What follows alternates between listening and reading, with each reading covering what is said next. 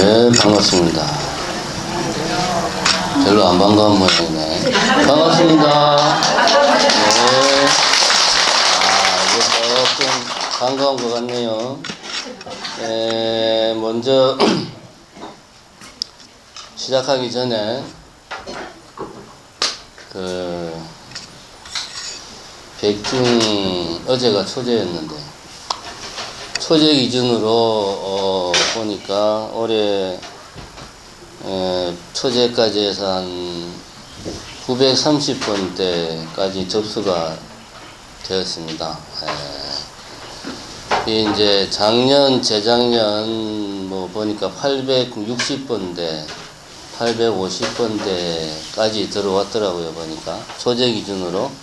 그럼 2016년도에 950번대까지 갔었고, 그래서 이제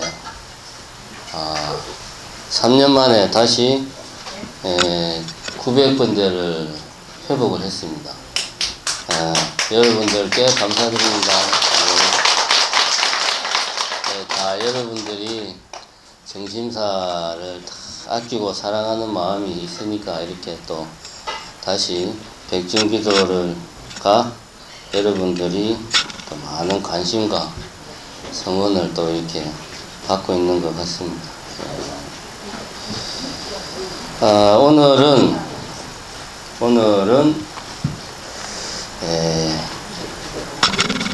지난달에도 초사을 법회 때 좀 어렵고 재미없는 이야기 했습니다. 기억납니까? 지난달에 뭐 했는가?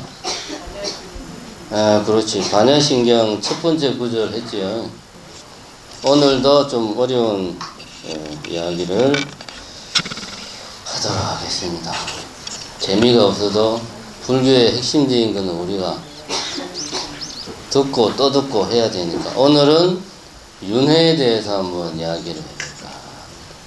천도제를 지내는 게 다 우리 인간님들이 백나왕생 하시라고 천도 우리가 의식을 하는 거 아닙니까?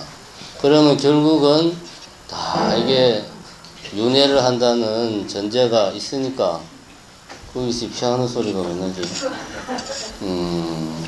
그래서 오늘은 우리가 백중 기간 동안 반드시 우리가 꼭 이해를 하고 넘어가야 될 게 이 윤회라는 개념입니다. 근데 이 윤회라는 개념이 참 어렵습니다.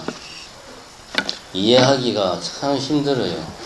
무아나 공을 이해하기가 힘들듯이 그래도 할 거는 해야 되겠다 생각합니다. 자, 우선 개성을 한번 같이 읊어보겠습니다. 우리 요 법요집 221페이지에 보면 그 관음시식 중에 나오는 개성이 있습니다. 221페이지 네 번째 줄 저 밑에 생야 일편 부운기 사야 일편 부운멸 부운 자체 본무실 생사글의 역여연 찾았습니까? 요 네 구절을 가지고 오늘 한번 윤회라는 것에 대해서 이야기를 해보도록 하겠습니다. 자, 같이 한번 따라해 봅시다. 생야 일편 부운기 사야 일편 부운멸 부운 자체 본무실 생사글의 역여연 무슨 말인지 압니까? 그럴 것 같아가지고 제가 한글로 번역한 거를 써왔습니다. 자, 합장하시고 삶은 한 조각 뜬구름 일어나며 죽음은 한 조각 뜬구름 사라짐이니 뜬구름이 본래 실체가 없듯 삶과 죽음도 실체 없기는 마찬가지네.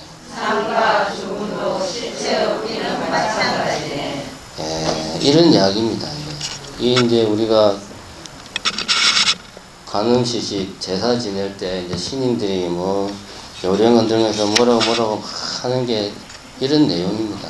그 중에 오늘은 대표적인 구절을 가지고 한번 이야기를 해보겠습니다.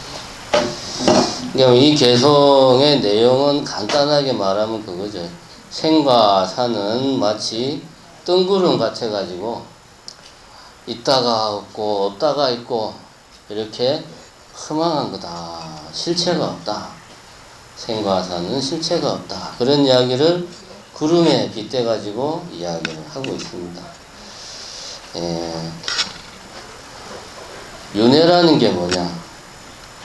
결국 생과 사를 반복하는 게 윤회인데, 윤회라는 게 뭐냐? 우선 윤회를 정의를 내리면, 윤회라는 것은 어떤 그 의식이 있는 것이 뭐 돌이 윤회하고 그런 건 아닙니다.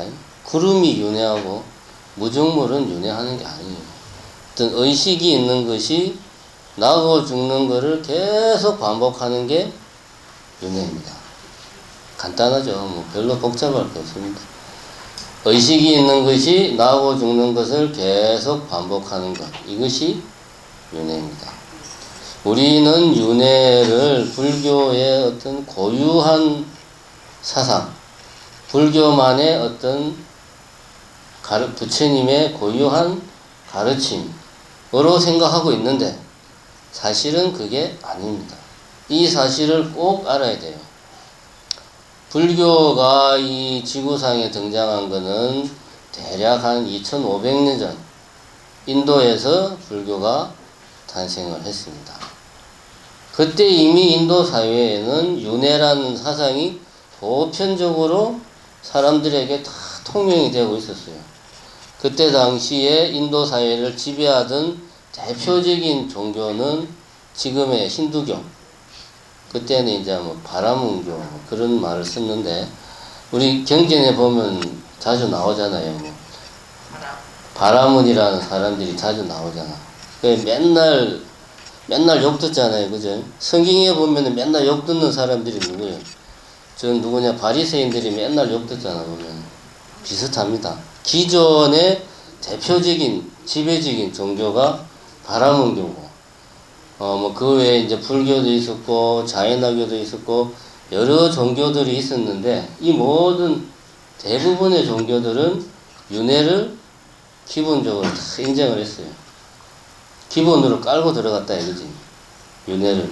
불교도 마찬가지고 이미 부처님이 태어나기 전에 헷갈리니까 고타마 시타르타가 태어나기 전에 이미 인도 사회에는 윤회라는 사상이 보편적으로 있었다.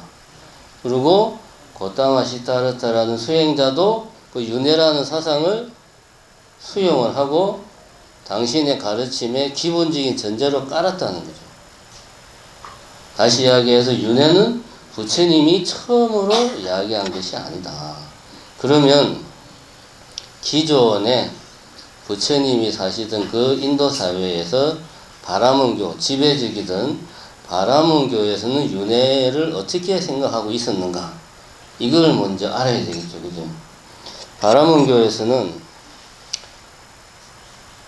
우선 첫 번째로 뭐 쉽게 말하면 영혼이라는 게 있다고 전제를 합니다. 뭐 아트만이라고도 말하고 진바라고 뭐 하여튼 그런 좀 인도 말이 돼가지고 기억이 잘 안 나는데 어쨌든 변함없는 영원한 나, 변함없는 영원한 나, 고정불변의 내가 있다 라는 것을 기본 전제로 합니다. 이 내가 윤회의 주체가 되고 내가 업의 주체가 돼요. 업이라는 것도 이미 그때 당시에 인도 사회에는 보편적으로 다 퍼져 있는 사상입니다. 아트만이라는 게 내 고유한 내, 변하지 않는 영원불변한 내가 있어가지고 이 내가 업을 짓고 과보를 받고 이 내가 그래서 윤회를 하는 거예요. 윤회라고 하는 것은 내가 악한 업을 지으면 다음 생에 그 나쁜 몸을 받고 내가 선업, 착한 업을 지으면 다음 생에 좋은 몸을 받고 이게 바라문교에서 말하는 윤회 사상입니다. 지금 우리가 생각하고 있는 윤회하고 뭐 비슷하죠. 크게 다른 게 없습니다. 이제 바라문교에서도 업을 이야기합니다. 업이라고 하는 것은 이게 우리가 업은 요즘 말로 하면은 행인데 행동. 이 하나의 행동은 반드시 과보를 남긴다. 그리고 이것이 지속이 된다 이거지.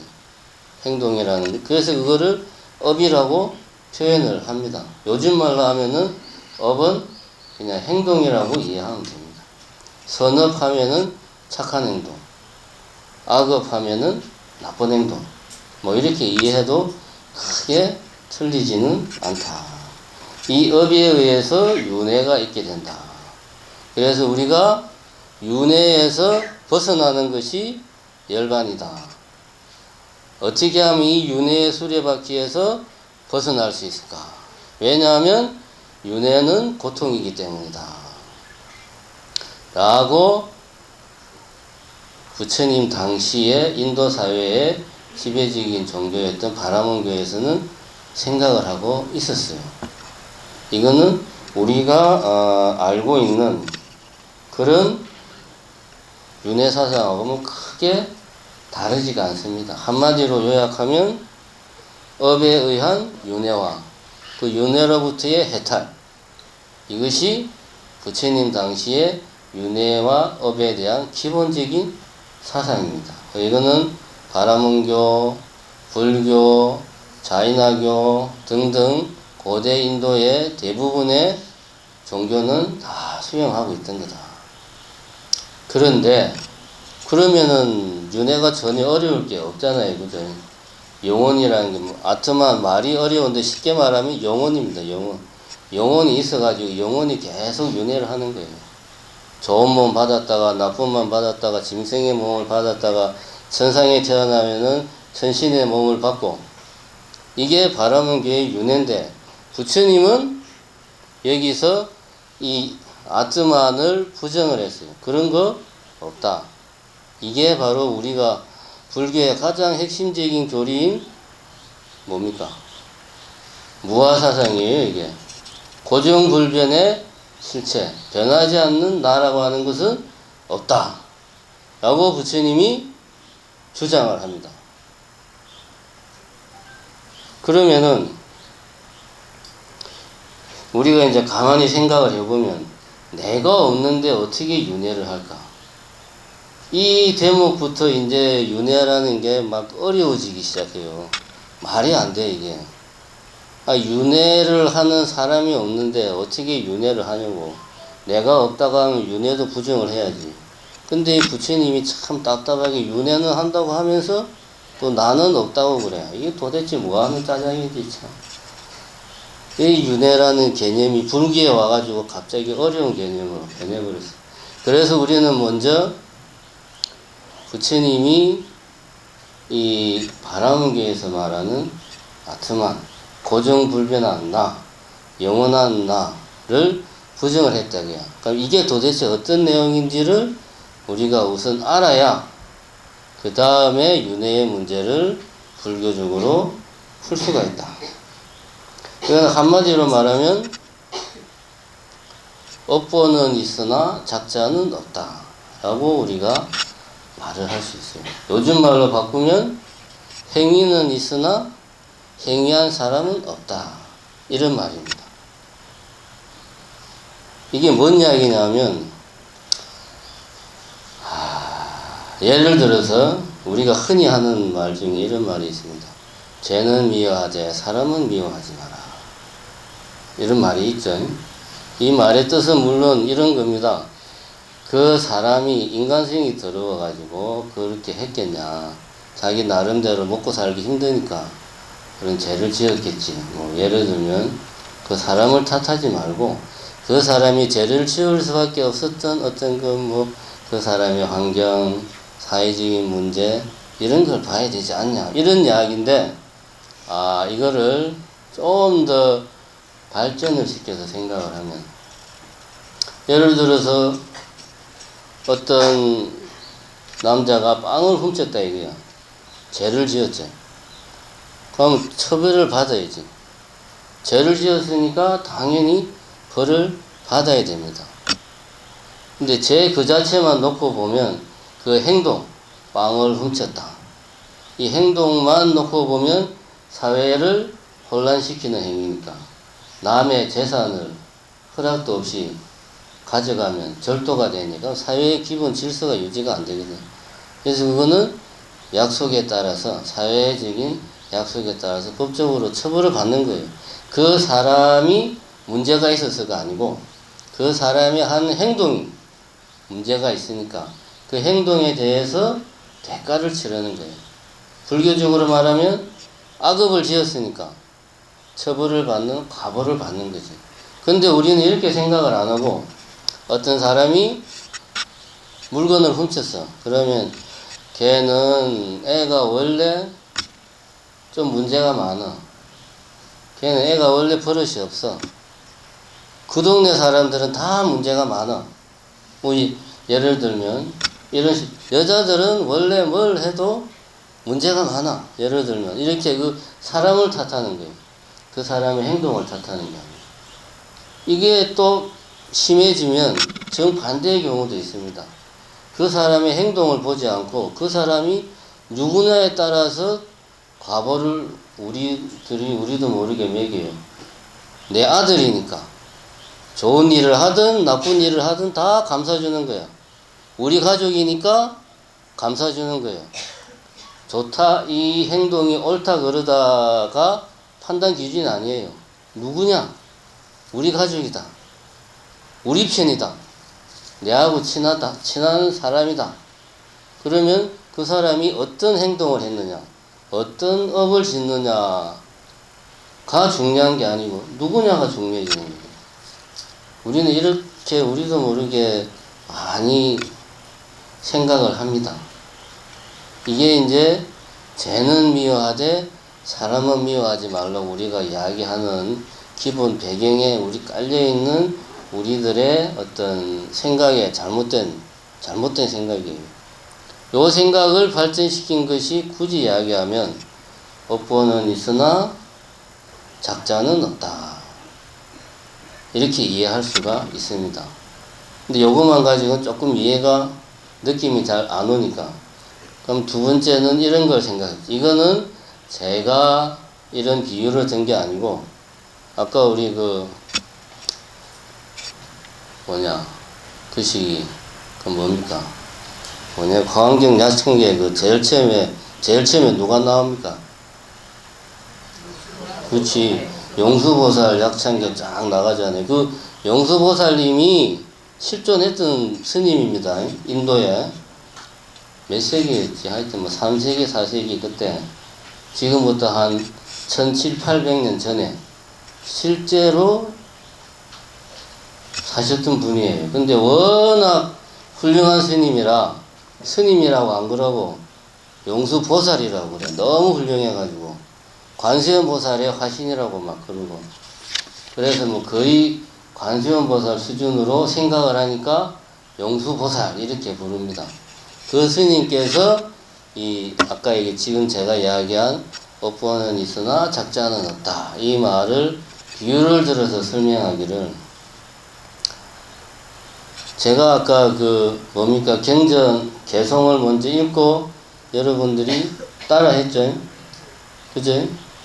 내가 먼저 읽고 여러분들이 따라하고 자 그러면은 그 개성 구절이 내 입에서 나와가지고 그것이 여러분들 입으로 가가지고 소리가 나온 거예요? 그런 거 아니죠. 아니면 개성 구절이 어딘가에 있어. 얘가 내가 말할 때는 내한테 갔다가 여러분들이 할 때는 여러분들한테 갔다가 그런 거예요? 아니죠. 이렇듯이 이 윤회라고 하는 것은 어떤 주체가 있어가지고 여기서 저기로 이렇게 이 뭔가가 옮겨 다니는 게 아니다라는 것을 개성의 비유를 들어가지고 이야기를 합니다. 예를 들면 그런 개념으로 우리가 업보는 있으되 작자는 없다라는 걸 이해를 하면 됩니다. 그 다음에 이제 제가 생각한 비유는 지금 이제 이렇게 마이크로 소리가 나오잖아요. 그죠? 이 마이크로 소리가 나오는 게 잘 생각을 해보세요. 내가 이 마이크를 치우고 하면 소리가 작잖아, 그지? 마이크를 대고 하면 소리가 크죠? 왜 그렇죠? 잘 생각을 해보면, 이게 이제 이 스위치를 끄면 소리가 작아집니다. 그게 뭡니까? 전기선을 통해 가지고 전기가 이 마이크로 들어오면 이 전기가 어떻게 해가지고 내 목소리하고 만나면서 큰 소리로 변해, 이게. 전기가. 이런 식으로, 그럼 이 전기는 예를 들면 저 당진에 가면 화력발전소가 있는 거예요. 거기서는 석탄을 태워가지고 에너지를 만들잖아요. 그럼 석탄을 태운 그 열 에너지가 전기 에너지로 바뀌어요. 그 전기 에너지가 마이크로 와가지고는 소리로 바뀌어요. 그죠? 그러면은 이 뭔가 에너지라고 하는 뭔가가 이렇게 있어가지고 이것이 저 당진의 화력발전소에서는 열의 모습으로 있다가 또 이것이 쫙 전기선을 타고 이동을 해가지고 이 선을 타고 마이크로 와서 소리로 이렇게 바뀌는 건가요, 이게? 에너지라는 게 실제로 있어요? 우리가 에너지를 눈으로 보고 손으로 만지고 귀로 들을 수 있냐, 이거지? 없죠. 근데 그럼 에너지가 없다고 해야 돼요? 에너지라는 게 정말 희한한 겁니다. 있다고도 말할 수 없고 없다고도 말할 수 없어요. 이렇게 마이크를 치우면 소리가 작잖아, 그죠? 이런 게 바로 업보는 있으나 작자는 없다라는 개념과 우리가 유사하게 생각할 수 있는 거다. 누가 했는가가 중요한 게 아니고 무엇이 지금 이루어지고 있는가를 봐야 되는 겁니다. 아까도 말했듯이 에너지가 있어서 그 에너지가 이렇게 자리를 바꾸면서 이동하는 게 아닙니다. 화력발전소에서는 불을, 석탄을 떼우는 그 어떤 행위가 있고, 그 다음에 이 마이크하고 내하고는 나는 소리를 내고 마이크는 이 소리를 증폭시키는 행위가 있는 거예요. 이런 행위들만 있는 거지 에너지라는 뭔가가 있어가지고 이것이 소리도 크게 내고 불도 태우고 그러는 게 아니라는 그런 이야기입니다. 이렇게 말해도 이해가 안 된다. 그러면은 예를 들어서 좀 놀래요, 우리. 요령을 흔들어서 소리가 났죠? 소리가 난 거는 분명하지.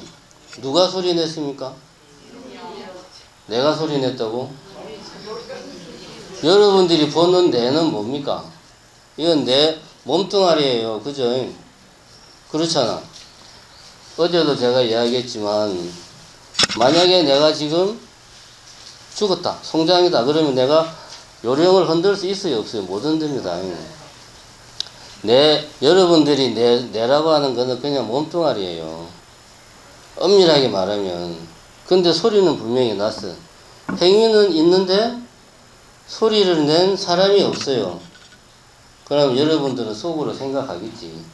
스님이 손으로 흔들었으니까 소리가 난 거 아니냐. 그렇죠? 그런데 그러면 내라고 하는 것이 몸뚱아리 없이 어떤 영혼만 있다. 예를 들어서 전제하기를. 그럼 그 영혼이 소리를 낼 수 있습니까? 못 내잖아. 그럼 그것도 내가 아니요. 그런데 분명히 소리는 났어. 행위는 있으되 누가 소리를 냈는지 그 누구는 없는 거예요. 이것이 업보는 있으나 작자는 없다의 말이 의미하는 바입니다. 우리는 일반적으로 생각할 때 소리를 이렇게 아까 같이 내가 요령을 흔들면 내가 소리를 낸다. 소리를 내는 사람이 있고 그 어떤 행동이 있는 거예요. 근데 부처님은 그거를 부정한 겁니다. 행위만 있고 그 행위를 하는 주체는 없다라는 게 부처님의 주장입니다. 이것이 불교의 가장 핵심적인 무아 사상이에요. 무아. 그럼 이 무아 사상에 비추어서 윤회를 이야기하면 아까는 이제 개성을 이야기했고 역시 이것도 제가 이렇게 만들어낸 비유가 아니고 용수보살이 그 무슨 유명한 경전인데 이름은 까먹었네. 하여튼 거기에서 윤회를 설명하면서 이런 비유를 했습니다. 이건 아주 대표적인 비유입니다. 이 비유를 나중에 이제 그 밀란다 왕문경에서도 또 다시 한번 더 인용을 하는데, 초를 가지고 이 초에서 촛불이 지금 A라는 초에서 촛불이 타오르고 있어요. 이 촛불이 옆에 있는 B라는 초에 촛불이 옮겨 붙었어요. 다음에 나중에 이 B라는 초에 붙어 있는 촛불이 그 옆에 있는 C라는 초에 촛불로 또 옮겨 붙었어요. 자, 이런 걸 여러분들이 머릿속으로 한번 상상을 해 보십시오. 이런 경우에 불이라고 하는 초하고는 아무 관련이 없는, 초하고는 별개로 불이라는 게 있어가지고 그 불이 A로 갔다가 다시 B로 갔다가 C로 갔다가 그렇게 하는 건가요? 여러분 한번 생각을 해보십시오. A라는 초에서 촛불이 타고 있는데 허공에 갑자기 불이 쫙 나타나가지고 이 불이 A라는 초의 심지에 붙었어. 그러니까 이게 A라는 심지가 다 탈 때쯤 되면 이 불이 다시 저 허공으로 뿅 사라져 버려요. 그렇게 되는 겁니까, 여러분? 초가 없이 촛불이 탈 수 있어요? 불 그 자체는 존재할 수가 없습니다. 근데 우리는 말할 때 이렇게 말하잖아. 불이 옮겨 붙었다. 불이 누가? 불이 어떻게? 이 초에서 저 초로 옮겨갔다. 마치 불이라는 게 있어가지고 이것이 이 초, A라는 초, B라는 초, C라는 초로 지가 옮겨가는 거야. 라고 우리는 우리 말 속에 그렇게 우리는 생각을 하고 있어요. 촛불이 옮겨 붙었다. 근데 사실은 그게 아니죠. A라는 초에 촛불이 타고 B라는 초에 촛불이 탑니다, 그냥. 근데 어떤 인연이 돼가지고, 뭐 예를 들면 A라는 초에 불이 확 크게 타가지고 그 옆에 있던 B라는 촛불에 부쉈다거나, 아니면 바람이 휙 불어가지고 A라는 초에 있던 촛불이 B에 붙었다거나, 아니면은 이게 이제 예를 들어서 배 위에 있었는데 이게 파도가 치면서 기울어져 가지고 붙었다거나, 이런 조건이 불교적으로 말하면 인연이 생겨서 A라는 초에 촛불이 B라는 초에 불이 붙게 만든 거예요. C도 마찬가지. 불이라는 뭔가가 실제로 있어가지고 그것이 옮겨 다닌 것이 아니고, 각각의 불이 타오르고 각각의 불이 서로 어떤 인연이 맞아가지고 다른 초에 불이 붙은 거예요. 윤회도 우리는 이런 식으로 이해를 해야 된다라는 것이 영수보살님의 이야기입니다. 이렇게 이야기해도 잘 모르겠죠, 그죠? 사실은 저도 잘 모르겠습니다. 너무 어려워, 이게. 그러면은 속으로 이제 이런 질문을 할 수 있습니다. 그러면은 좋다 이거지. 윤회라는 것이 그렇게 촛불이 이렇게 A라는 초에서 B라는 초로 이렇게 각각의 타오르는 불꽃이 어떤 인연에 따라서 옆으로 불꽃이 옮겨가는 뭐 그런 거라고, 그런 게 윤회라고 치자. 잘 모르겠지만 확실히 이해는 못하겠지만, 그렇다면 그 윤회는 언제부터 시작을 해서 언제 끝나는 거냐. 모든 일에는 시작이 있고 끝이 있잖아요, 그죠? 진짜로 그래요. 부처님은 그런 말 한 적 없는데. 근데 우리가 상식적으로 생각하기에 모든 일은 시작이 있고 끝이 있잖아요.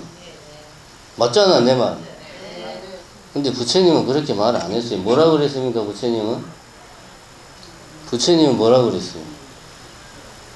무시무종. 무시, 시작도 없고, 무종, 끝도 없다. 이게 참 황당한 이야기예요. 어떻게 시작도 없고 끝도 없냐고. 근데 부처님은 분명히 그렇게 이야기를 합니다. 그럼 우리가 이제 윤회를 놓고 봤을 때, 그럼 윤회는 언제부터 시작을 했냐. 그러니까 뭔가가 윤회를 한다고 치자. 가정하기를. 그러니까 뭔가가 있어야 되잖아. 다시 말해서 뭔가가 만들어져야 돼. 시작이 있으니까. 그러면은 예를 들어서 전지전능한 어떤 절대적인 존재가 있어서 그것이 뭔가를 만들었다. 그럼 그것이 윤회를 한다고 치자. 그러면은 그런 식으로 계속 따져가다 보면 우리는 제일 마지막에 딱 부딪히는 건, 그러면 이 모든 것을 만들어낸 신은 누가 만들었냐? 그죠? 그럼 이제 신은 누가 만들었냐? 할 말이 없으니까. 이제 서양 철학에서 궁극적으로 서양 철학이 근본적으로 탐구하는 문제가 이거예요. 신은 누가 만들었냐? 신은 누가 창조했는가? 이 문제에 대한 해답을 찾는 게 서양 철학입니다. 그게 존재론이고 인식론이고 쫙 나와요. 아무리 생각해도 답이 없어서 고민 끝에 대답한 게 신은 스스로가 스스로를 창조했다. 유식한 말로 형의 상황에서 제1원인을 이렇게 이야기하거든요. 이 어려운 말은 몰라도 되고, 신은 누가 만들었냐? 신이 신을 만들었다. 라고 이야기를 해요. 그럼 이 말이 맞는 말인가? 틀린 말인가? 한번 봅시다. 자, 어떤 시점에서 가정을 하자고. 신이 이 시점에서 자기 스스로를 창조를 했다고 쳐. 가정하기를. 그러면 이 시점에서 신은 존재하고 있거나 존재하지 않거나 둘 중 하나예요. 만약에 신이 이미 하여튼 그냥 존재하는 상태에서 신을 창조했다고 치면 이 말은 어떻게 보면 부처님이 말하는 무시무종이랑 똑같은 거야. 신은 창조하기 전에 이미 아득한 옛날부터 존재를 해야 되잖아. 그지? 그럼 두 번째로 존재하지 않는 어떤 시점에서 신이 창조됐다. 이렇게 말하면은 기본 전제가 부정되는 거예요. 무에서는 유가 나올 수 없어요. 무에서 유가 나오면 창조라는 말이 필요가 없지. 그죠? 그러니까 신은 스스로를 창조할 수가 없어. 다시 말하면 시작도 없고 끝도 없어요.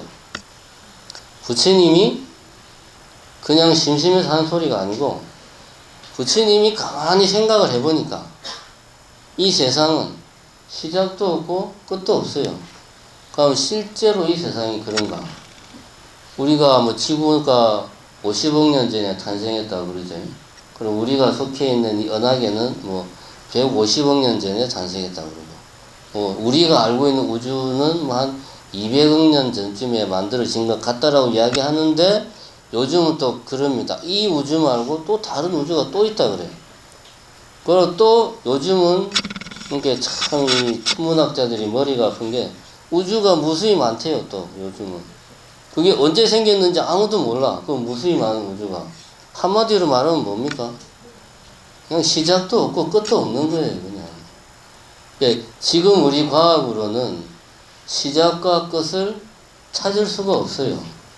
그것은 마치 시작도 없고 끝도 없는 거하고 같습니다. 물론 과학이 어마어마하게 발전을 하면 또 모르죠. 시작을 찾을 수 있을지 없을지 모르겠으나 현재로서는 부처님이 이야기하신 무시무종이 현재로서는 진리입니다. 아무리 현대과학이 발달해도 모든 존재하는 것들의 시작을 찾을 수가 없어요. 왜냐하면 부처님은 무아를 말했단 말이에요. 여기에 뭔가 있다 라고 말한 적이 없어요. 부처님은 이것이 있음으로 해서 저것이 있다. 얘가 지 혼자 그냥 이렇게 있는 게 아니고 관계 속에서 다 엮여 있는 거예요. 그러니까 얘는 없는 거나 마찬가지지. 그런데 우리는 이것이 언제부터 있게 됐나 아무리 고민해봐야 소용이 없다. 이런 이야기입니다. 무시무종이라는 이야기입니다. 그럼 윤회라는 게 언제 끝나냐 하는 것도 우리는 같은 맥락에서 이해할 수가 있어요. 뭐냐하면 예를 들어서 한 수행자가 열심히 수행을 해가지고 무아의 진리를 깨쳤어. 깨치고 보니까 내가 있다고 생각했던 건 커다란 착각이었구나. 원래부터 나는 없었구나. 라는 거를 깨친 거야. 그러면은,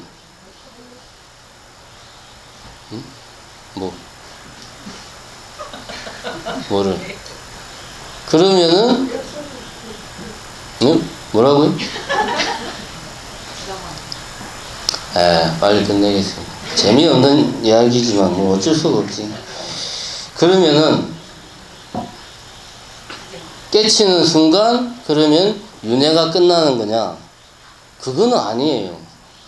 이미 깨치기 전에는 계속 윤회를 하는데 깨치면은 이미 나는 내가 윤회를 했던 그 모든 사실이 착각이었다라고 깨치는 거예요. 그럼 시작도 없고 끝도 없는 거예요. 깨치는 순간은. 그것이 윤회가 끝났다라고 볼 수도 없는 거예요. 그러니까 내가 깨치면은 이 세상에 있다가 다른 세계로 가는 게 아니고 이 세상이 똑같은 세상인데 단지 내 마음이 완전히 바뀐 거죠. 그래서 그걸 끝이라고 볼 수가 없습니다. 그래서 우리가 질문할 때 그럼 도대체 윤회가 시작이 어디고 끝이 어디냐? 이런 질문은 그 자체가 잘못된 질문이다. 그래서 이제 저는 이렇게 굳이 말로 했지만 부처님은 저보다 훨씬 더 이렇게 차원이 높아가지고 이런 거를 말로 하면 이거는 이미 시작과 끝을 상정하는 거기 때문에 부처님은 이런 질문에 대해서 대답을 안 했어요. 말로 하면은 한계가 있으니까.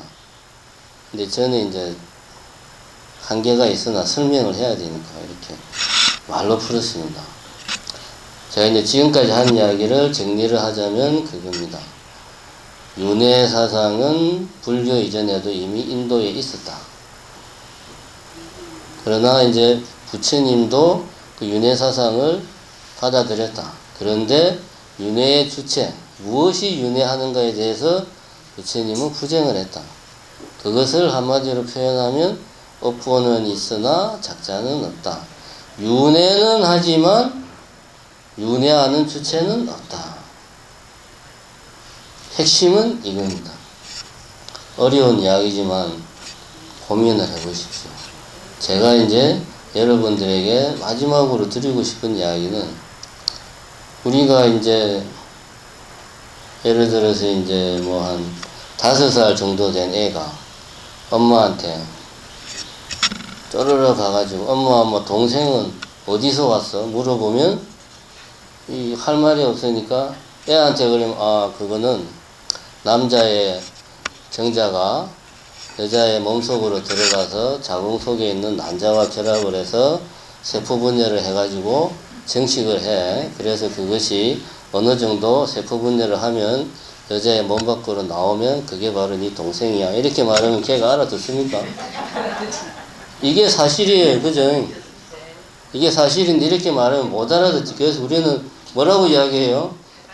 그 삼신할멈이 데리고 오는 거야. 오늘 밤, 이틀 밤 푹 자고 나면 삼신할멈이 탁 데리고 오는 거란다. 그러면 애들은 진짜 삼신할멈이 있다고 생각을 하죠. 그래가지고 내 동생이 마음에 안 들면 동생 하나 더 좀 갖다 달라고 삼신할멈한테 막 빌지. 자, 이런 거는 잘못된 믿음입니다. 근데 이게 완전히 잘못된 건 아니지만 정확한 진리는 아니지만 그것을 부처님이 보기에 중생들이 심오한 진리를 있는 그대로 이야기하면 알아듣지를 못하니까 쉽게 이야기한 거예요. 복을 많이 지어라. 공덕을 쌓으면 그것이 네한테 복으로 돌아온다. 열심히 복을 지으라고 부처님이 법문할 때 그렇게 주로 어디 무슨 장자나 이런 왕이나 이런 사람들이 부처님과 제자들을 마을로 청해가지고 공양을 대접하면 이제 부처님이 법문을 하거든요. 대부분 경전에 보면 그런 이야기입니다. 복 많이 지라고. 스님들은 복전이니까 스님들에게 공양 많이 올리고 그게 다 니한테 복으로 온다. 이 이야기가 사실은 업보를 이야기하는 겁니다. 그리고 그것을 내가 한다고 생각하지 말고 그런 마음을 버리고 무주상 보시를 해라. 이게 사실은 아까 말한 업보는 있으나 작자는 없다라는 것을 부처님이 중생들에게 맞게 이야기한 겁니다. 근데 여기에 우리는 혹해가지고 내가 기도를 열심히 하면 부처님이 들어주는구나. 이건 마치 동생이 애가 내 동생이 싫으니까 그러면은 삼신할멈한테 막 졸라가지고 동생하나 내가 원하는 여동생 말고 남동생으로 하나 주세요 하고 조르는 거하고 똑같은 거예요. 그 다음에 즉 이런 거에 믿음이 맹신으로 발전하는 것은 우리가 경계를 해야 된다. 맹신이라는 건 눈이 멀었다의 맹자잖아요. 그 말 자체에 너무 그냥 현혹이 돼가지고 눈이 멀어서 그걸 굳이 헛대로 믿는 거예요. 부처님이 공덕을 지어라, 복 많이 지어라고 했는데 그 말만 그냥 계속 하는 거는 아까 말했지 그런 거와 같다. 반면에 만약에 내가 타임머신을 타고 한 1000년 전에 1000년 전이면 신라시대 고구려 시대 그렇겠죠. 쫙 날아가가지고 거기 사람한테 그러는 거야. 사실은 이 땅이 말이야 어마어마하게 큰 공같이 생겼어. 너는 모르겠지만 우리 시대에는 지구는 둥글다는 건 기본 상식이야. 이 땅은 사실은 동그래. 말하면은 그 사람이 내보고 뭐라 그러지? 쟤는 미쳤다. 쟤는 귀신이셨다. 그래서 관청으로 끌고 가겠지. 그러니까 이실 짓고 하라고 막 저 펴고 막 그러겠지. 이거는 뭘 모르는 겁니다. 진리는 지구는 둥글다는 건 객관적인 사실이에요. 그거를 모르는 거하고 잘못 알고 있는 거하고는 차이가 엄청나게 큽니다. 그래서 이제 모르는 경우에는 우리가 알기 위해서 노력을 해야 되고 그 다음에 내가 알고 있는 사실이 잘못되었다고 하면 그거를 고칠 수가 있어야 돼요. 이 두 가지 경우를 잘 생각을 하시고 제가 윤회에 대해서 여러분들에게 하고 싶은 이야기는 뭐냐. 저는 개인적으로 부처님이 말씀하는 그런 윤회, 업보는 있으나 작자는 없다 라는 관점에서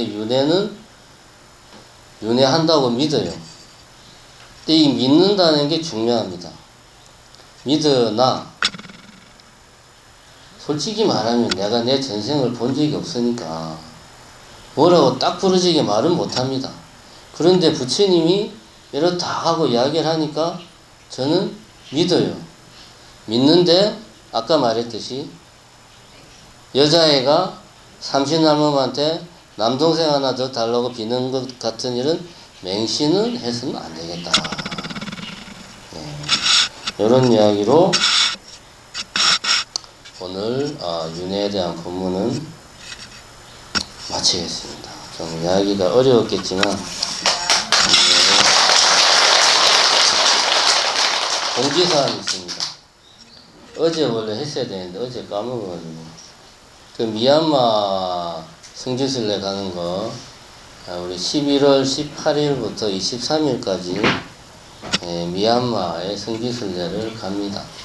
혹시 초하룻 날 못 들으신 분을 위해서 한 번 더 이야기합니다. 미얀마라는 나라는 지구상에 몇 안 되는 불교국가. 태국은 약간 좀 어중간한 사이비 불교국가고 미얀마는 이제 진짜 배기 오리지널 불교국가. 그래서 불교가 일상생활에서 어떻게 뿌리를 내리고 일상생활에서 어떻게 사람이 불교 부처님 말씀에 따라서 생활하고 있는가. 이거를 눈으로 직접 보고 싶으면 미얀마를 가보면 됩니다. 물론 미얀마라는 나라가 다 좋다는 건 아닙니다. 그 나라 정치 체제도 문제가 있고 하지만 기본적으로 불심이 아직까지 이 지구상에 남아있는 그런 나라가 미얀마다. 그래서 불자라면 한 번은 가봐야 되는 것이 아니냐. 이렇게 저는 이제 당부를 드리고, 이번에 이제 11월 달에 가니까, 그때 가시고 싶은 분은 동문서에 접수를 해 주시기 바랍니다. 자세한 내용은 정무수에 가면 있고요. 그 다음에 그럼 7월호 소식지가 아마 발송했나요? 아, 오늘 발송합니다. 7월호. 그동안 이제 우리가 스마트폰으로 소식지를 보냈잖아요. 예, 사실 보는 사람들이 별로 없더라고. 그래서 준비를 한 입장에서는 좀 마음이 아프긴 합니다만, 그래서 중간에 이거 만들지 말까? 보는 사람도 없는데. 봐요. 숫자가 뭐 200명, 300명 막 그래 얼마 안 돼가지고 그래서 주변에 좀 소문을 많이 내십시오. 요번에는 그 특별히 길 따라 절 따라를 동영상으로 만들었어요. 동영상으로 보면은 재밌습니다. 그런 것도 있으니까 좀 많이 보시고 주변에 좀 소문도 많이 내시고 그래 주시기 바랍니다. 감사합니다.